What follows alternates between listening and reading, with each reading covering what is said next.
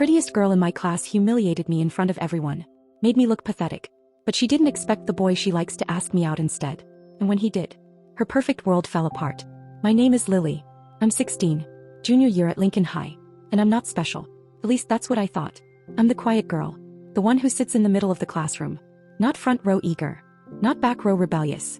Just middle. Average. Invisible. I'm smart. Get good grades. But I don't raise my hand much. I get anxious speaking in front of people. My voice shakes. My face turns red. So I keep to myself. Draw in my notebook during lunch. Listen to music between classes. I have a few friends. But mostly I'm comfortable being alone. But there's one person I'm not invisible to. At least I hoped I wasn't. His name is Ethan. He's a junior too. Popular but not in an obnoxious way. He's kind. Smart. Plays soccer. Has this smile that makes everyone around him feel comfortable. And I've had a crush on him since freshman year. I never told anyone. Not even my closest friend. Because what was the point? Ethan was out of my league. He talked to everyone. Was friends with everyone. And I was just the quiet girl who drew in her notebook. He probably didn't even know my name. Then there's her. Sabrina. Senior. 17. And she's beautiful. Like the kind of beautiful that makes you stop and stare. Perfect hair. Perfect skin. Perfect everything. She's on the cheer squad. Always surrounded by friends. Always the center of attention. And she knows it. Loves it. Thrives on it. Sabrina and Ethan aren't dating. But everyone knows she likes him. She flirts with him constantly. Sits near him at lunch. Laughs too loud at his jokes. And Ethan? He's polite. But I noticed something. He doesn't look at her the way she looks at him. He's nice to her. But distant. Like he's being friendly, not interested. Sabrina always acted like I didn't exist. We were in the same English class. But she never looked my way. Never spoke to me. I was beneath her radar. Until that day. The day everything changed. It was a Wednesday. Third period. English class. Our teacher, Miss Carter, assigned a partner reading activity. We were analyzing a poem. Each pair had to read stanzas aloud and discuss themes. I got paired with a quiet guy named Marcus. He was nice. Shy like me. We were fine. But then Miss Carter changed her mind. Said she wanted to mix up the pairs. Make it more dynamic. She reassigned us. And I got paired with Sabrina. My stomach dropped. Sabrina rolled her eyes. Didn't even look at me. Just sighed loudly like it was a punishment. We were supposed to read alternating stanzas. Sabrina went first. Her voice was confident. Smooth. Perfect. Like she was performing. Everyone listened. When she finished, people nodded. Impressed. Then it was my turn. I looked down at the poem. My hands shook. I took a breath. Started reading. But my voice came out quiet. Hickey. I stumbled over a word. Paused. Tried again. My face burned. I could feel everyone staring.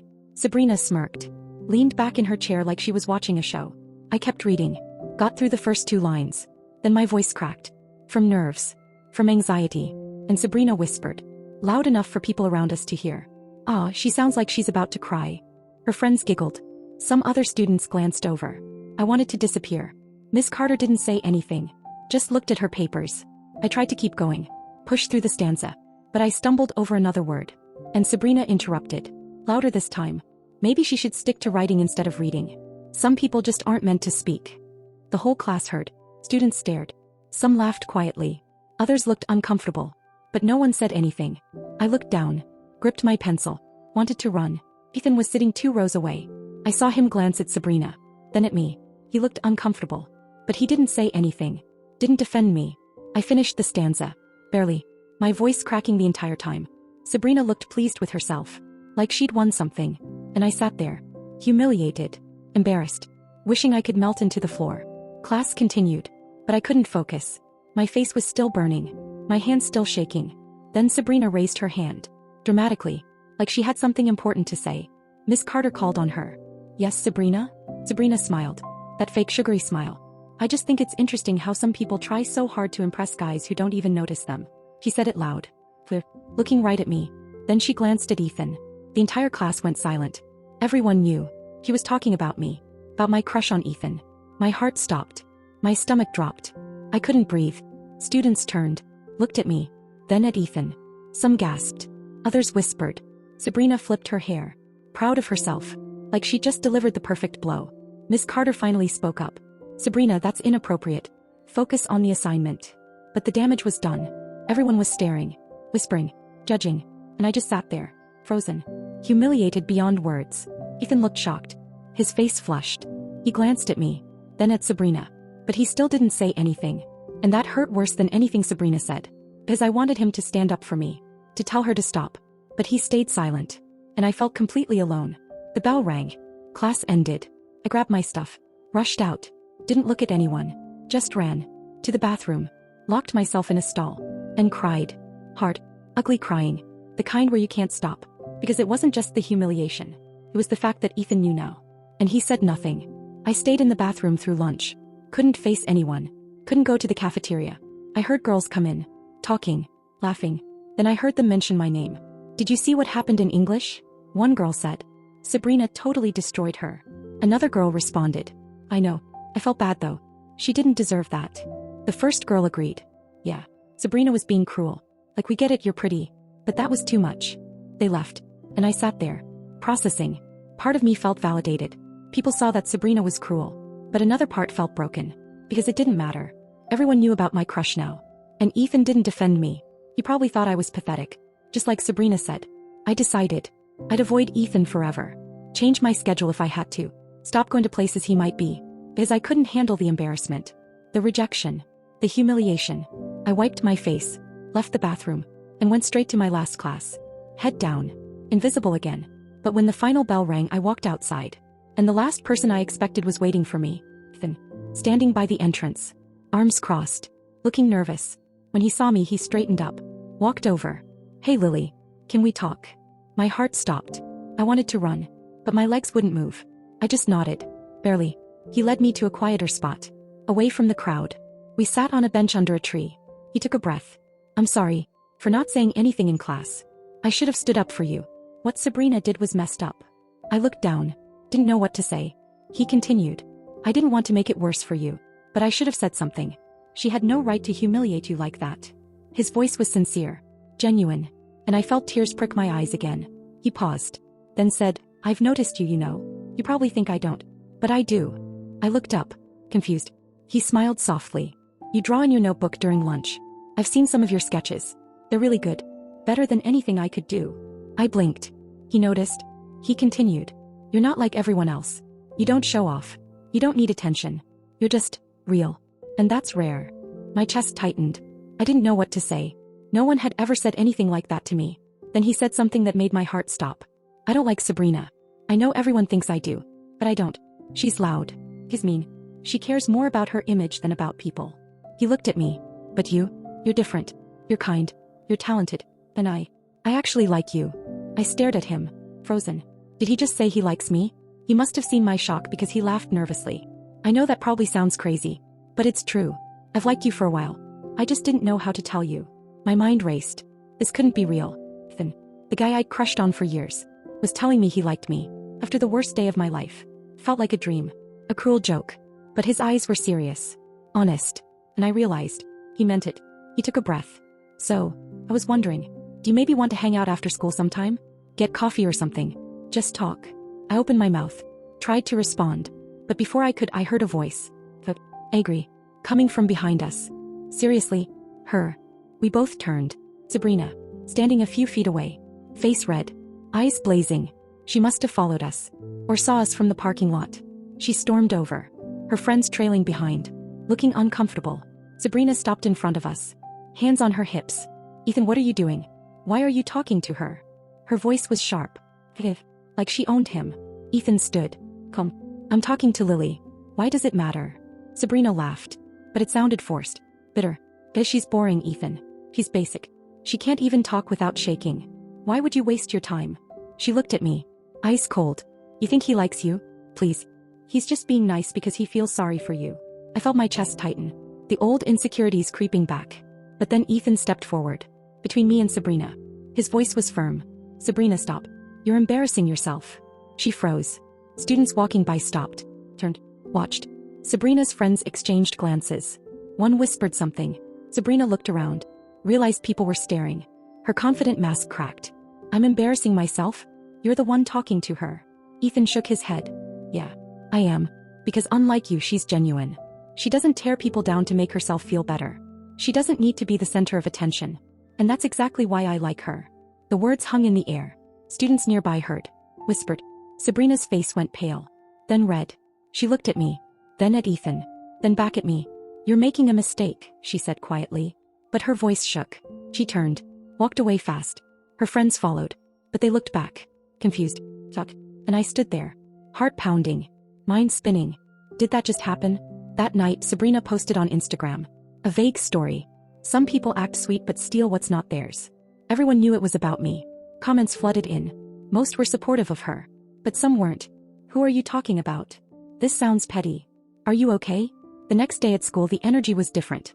Students whispered, pointed at me, at Sabrina, at Ethan. It's like the whole school knew. Sabrina walked in with her head high, tried to act unbothered, but I saw the cracks. The way her smile didn't reach her eyes. The way her friends seemed distant. In English class, Sabrina sat as far from me as possible. Didn't look my way. Miss Carter assigned group work. Ethan chose to work with me. Sabrina's jaw clenched. She worked with her friends, but they kept glancing at us, whispering. At lunch, Sabrina sat at her usual table. But it was quieter, less laughter. One of her friends, Emma, left the table early. Sat with another group. Sabrina noticed. Her face tightened. She tried to act normal, but everyone could tell. Her reign was crumbling. Then the rumors started. I don't know who spread them, but they spread fast. Sabrina had bullied another girl last year. Made her transfer schools. Sabrina spread lies about her best friend to steal her boyfriend. Sabrina faked crying to get Ethan's attention at a party. Some were true. Some exaggerated. But they stuck. Because people wanted to believe them. Because Sabrina's cruelty finally caught up to her. One afternoon, Emma approached me. We weren't friends, but she looked tired. Guilty.